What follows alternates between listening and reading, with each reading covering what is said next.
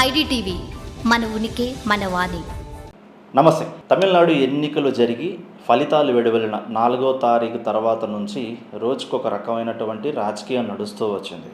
సీఎంగా ఎవరు అవుతారు, ఏ పార్టీకి అధికారం దక్కుతోంది, మెజారిటీ ఓట్లు మెజారిటీ సీట్లు బలం ఎక్కువగా టీవీకే ఉన్నప్పటికీ కూడా మ్యాజిక్ ఫిగర్ దక్కపోవడంతోనూ 3-4 రోజుల పాటు ఒక సినిమానే నడిచింది. అవును, చివరికి వామపక్ష పార్టీలు అన్నీ కూడాను ఏకదాటిగా విజయ్కి మద్దతు తెలపడం, విజయ్ మ్యాజిక్ ఫిగర్ను దాటి 120 సీట్లకు చేరడం, సీఎంగా ప్రమాణ స్వీకారం చేయడం అంతా ఒక పార్ట్.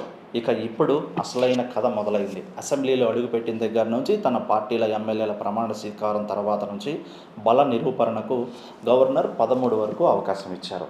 ఈ దాటిలోనే మరోపక్క ఖచ్చితంగా టీవీకే పార్టీ బల నిరూపణలో విజయం సాధిస్తుందని చెప్పేసి అన్ని వర్గాలు చెప్తున్నప్పటికీ కూడా వినూత్నంగా అసెంబ్లీలో ఎంతమంది టీవీకేకి మద్దతు తెలుపుతారనేది ప్రశ్నార్థకంగా చర్చనీయాంశంగా మారుతూ వచ్చింది. తాజాగా అన్నా డీఎంకే సీనియర్ నేత షణ్ముగం తీసుకున్న నిర్ణయంతో ఇక ఫ్లోర్లో సెకండ్ టెస్ట్ ఈజీగా పాస్ అయిపోతారంటూ కూడా టీవీకే వర్గాలు వెల్లడించాయి. నిన్న అసెంబ్లీలో అడుగుపెట్టినటువంటి విజయ్ ప్రమాణ స్వీకారం అనంతరం పొట్రెన్ స్పీకర్ అలాగే స్పీకర్ ఎన్నిక కూడా సజావుగానే జరిగిపోయింది. మొదటి టెస్టు ఈజీగానే పాస్ అయిపోయారు. ఇక రెండవ టెస్టు అసలైనది ఫ్లోర్ టెస్ట్. ఇక ఫ్లోర్ టెస్ట్ విషయానికి వస్తే అది అంత ఈజీ కాదంటూ కొన్ని వర్గాలు చెప్తుంటే ఏమీ ఉండదు, ఖచ్చితంగా టీవీకేకే మద్దతు తెలిపే ఎమ్మెల్యేల బలం సమకూరుతుందంటూ కూడా ఆ పార్టీ వర్గాలు చెప్పుకుంటూ వచ్చాయి. అదే కోణంలో ఈరోజు ఉదయం అన్నాడీఎంకే పార్టీ సీనియర్ నేత షణ్ముగం ఒక్కసారిగా ఆ పార్టీకి షాక్ ఇచ్చారు.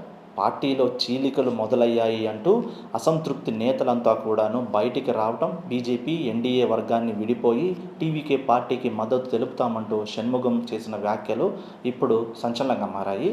సాయంత్రం ఈరోజు టీవీకే పార్టీ విజయ్ని కలిసి ఆ పార్టీకి పూర్తి మద్దతు తెలుపుతున్నట్లు, నా వైపు 30 మంది ఎమ్మెల్యేల దాకా ఉన్నారని షణ్ముగం ఒక్కసారిగా కూడా షాక్ ఇచ్చారు.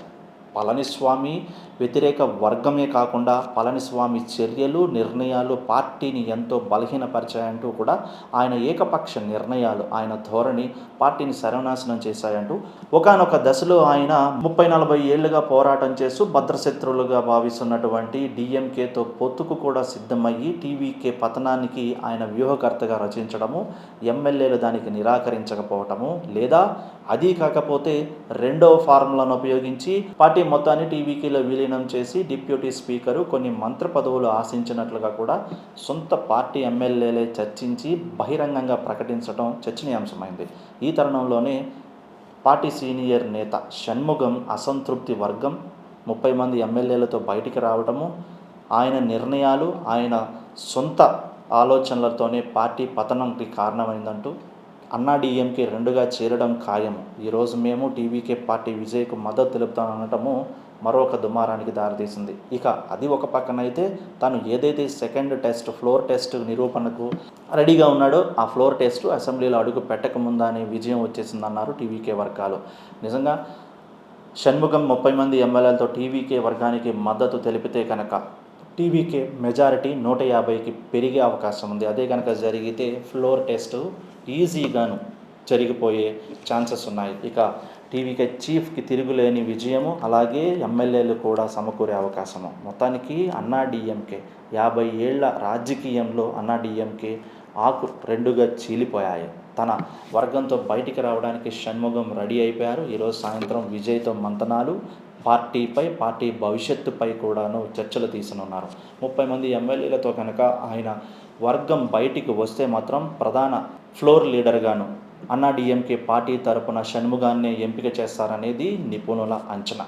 ఏదేమైనా కూడాను అన్నాడీఎంకే పార్టీ 2గా చీలడం, జయలలిత మరణం అనంతరం వర్గ పోరుతో, పదవి పోరులతో, నాయకత్వ పోరుతో ఒక అస్థిరత్వమైన రాజకీయాన్ని నడుపుతూ వచ్చిన అన్నాడీఎంకే ఇప్పుడు 2గా చీలిపోయింది. పార్టీ భవిష్యత్తు ఏంటి, పార్టీ నాయకత్వపు అలాగే భవిష్యత్తుపై ఈరోజు పునరాలోచన చేసి అన్నాడీఎంకే ఒక నిర్ణయానికి రాబోతోంది. ఇక పళనిస్వామి విషయానికి వస్తే 30 మంది ఎమ్మెల్యేలు బయటకు వచ్చేసి మిగిలేది 17 మంది మాత్రమే. 17 మంది ఎమ్మెల్యేలు కూడా ఎంతవరకు స్థిరంగా ఉంటారనేదే ఇప్పుడు అన్నాడీఎంకేలో ఒక ప్రశ్నార్థకం. మొత్తానికి 50 ఏళ్ల తన రాజకీయ రాజకీయ భవిష్యత్తులో ఎన్నడూ చూడని పరిణామాలను అన్నాడీఎంకే ఎదుర్కోబోతోంది. మొత్తానికి విజయ్ పార్టీ ఎఫెక్ట్ అన్నాడీఎంకే రెండుగా చీలిపోయి పతనమయ్యే పరిస్థితికి తీసుకొచ్చిందంటున్నారు నిపుణులు.